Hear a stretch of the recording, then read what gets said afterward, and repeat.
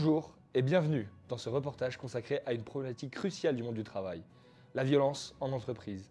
Harcèlement, discrimination, manipulation. Ces phénomènes ont des conséquences humaines et économiques considérables. Mais quel rôle les ressources humaines peuvent-elles jouer pour prévenir et gérer efficacement ces situations? C'est la question à laquelle nous allons tenter de répondre aujourd'hui. Dans ce reportage, nous allons explorer les différentes formes de violence en entreprise, analyser le rôle des ressources humaines et donner la parole à des acteurs et des spécialistes du terrain. La violence en entreprise peut prendre de nombreuses formes. On pense généralement à la violence physique, mais la violence verbale et psychologique sont tout aussi dévastatrices. La violence physique peut se manifester par des agressions, des intimidations. La violence psychologique inclut le harcèlement moral, la discrimination. La violence verbale se traduit par des insultes, des menaces.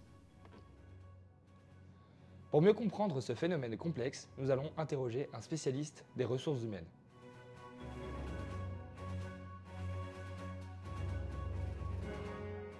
C'est ça aussi la violence.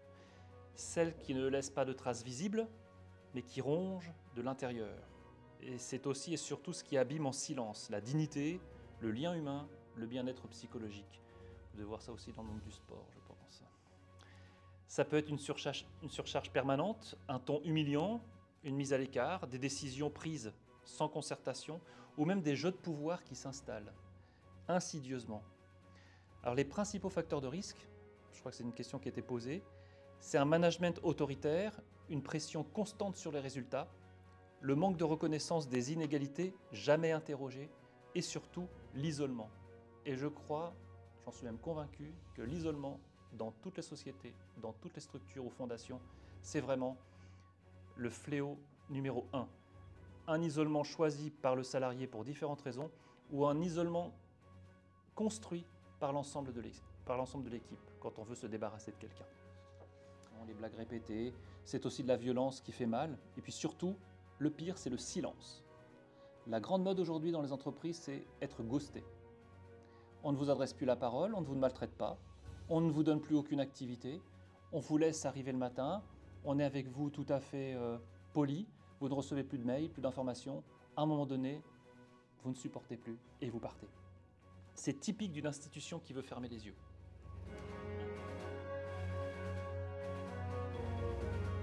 Très important, je pourrais répéter la phrase 15 fois. Le premier défi pour les RH, c'est de voir ce qui ne se voit pas. Beaucoup de souffrances sont tues, banalisées. Il faut apprendre à écouter les silences. Ça fait un peu mystique, mais le RH, il est là pour écouter les silences d'une personne qui ne dira jamais rien. Surtout dans un monde actuel où la pression sur l'emploi est terrible, celui qui souffre choisira de ne rien dire. Il faut observer les comportements, capter les signaux faibles.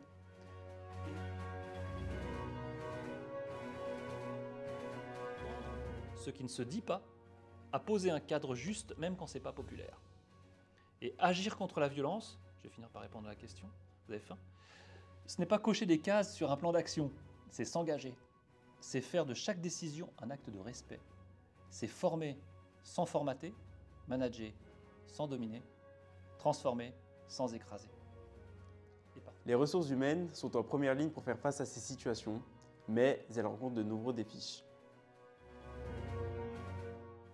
Les RH doivent mettre en place des outils et des actions concrètes pour prévenir et gérer la violence en entreprise. Le rôle des ressources humaines s'articule autour de 3 axes principaux: la prévention, l'intervention et la remédiation.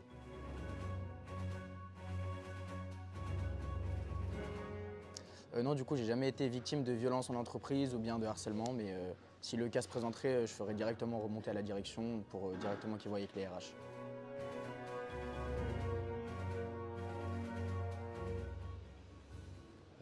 J'ai déjà été témoin, effectivement.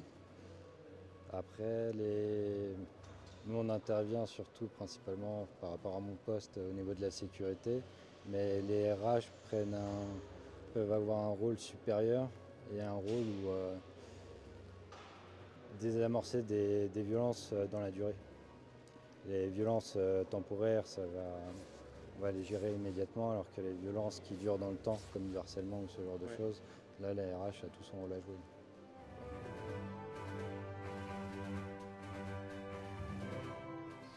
Alors je reformulerai en disant que ce n'est pas une question d'accessibilité, mais plutôt une question de priorité au sein du métier de RH que d'être à l'écoute et aussi sensible aux violences quant à leurs employés. La prévention passe par la sensibilisation, la formation et la création d'un environnement de travail sain. En effet, l'intervention consiste à écouter et soutenir les victimes et ainsi gérer les situations de crise. La remédiation, quant à elle, vise à accompagner les victimes, à restaurer le climat social et, si nécessaire, prendre des mesures disciplinaires. Certaines formes de violence nécessitent une attention particulière. C'est le cas de la manipulation et de la discrimination. La manipulation est une forme de violence insidieuse qui consiste à influencer une personne à son insu pour obtenir quelque chose d'elle. Elle peut prendre différentes formes et avoir des conséquences graves sur les victimes. La manipulation peut s'appuyer sur la rhétorique comme le montre le prince de Machiavel ou sur des stratégies d'influence comme décrites dans l'art de la guerre de Sun Tzu. Les manipulateurs cherchent souvent à arriver à leur fin et à exercer un pouvoir sur autrui pour des intérêts personnels par volonté de nuire ou par besoin de contrôle.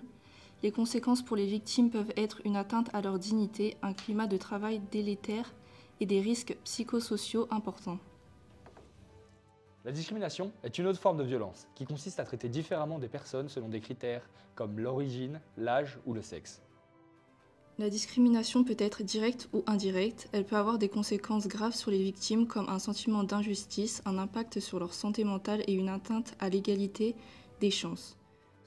Selon une étude de l'ANACT, 10% des salariés déclarent avoir été victimes de harcèlement moral au cours de leur carrière. Les femmes et les personnes issues de minorités ethniques sont particulièrement exposées aux discriminations. En conclusion, la violence en entreprise est un problème complexe qui nécessite une action globale et coordonnée. C'est pour cela que les ressources humaines jouent un rôle important et essentiel dans l'intervention, la remédiation ainsi que la prévention. Les ressources humaines doivent être soutenues par les partenaires sociaux, la direction ainsi que l'ensemble des employés.